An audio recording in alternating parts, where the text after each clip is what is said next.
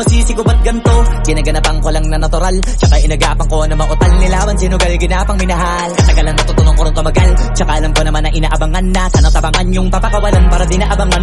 Kaso nga lang pala ba naman ang alabang kinalakihan na galingan ng galingan, kaya nakasanayan ko makabuo na madiin. Di ko na malayo na malayo na malayo na malayo. Narating matay ako na pailing. Mga naniwala di ko pwede biguin, di ko pwede pakitaan na bitin. Mga tinga na kalang busugin ko pa din kahit kabisado na kalitiin. Alam ko na may mata na nagbabantay kung paano ako sasablay. Matyagang nag-aantay kung kailan ako tatamlay at lalaylay. Yung mga laway na makita ako na mahina, umay na manira, ngalay na manghila. Kasi nga walang pinakitang hindi pamatay.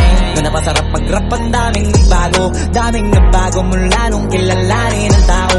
Daming nagtulak sa'kin, palaging maging ganado, palaging takado, pag kumalaw palaging planado.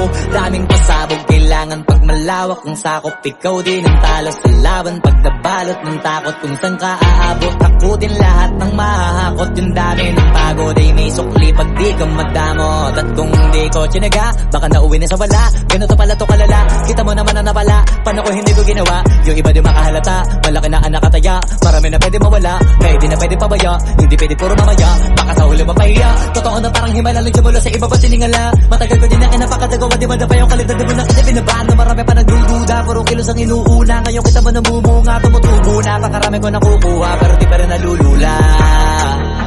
Tas sa ugali wala pa rin binago, tao pa rin pag umaharap sa tao.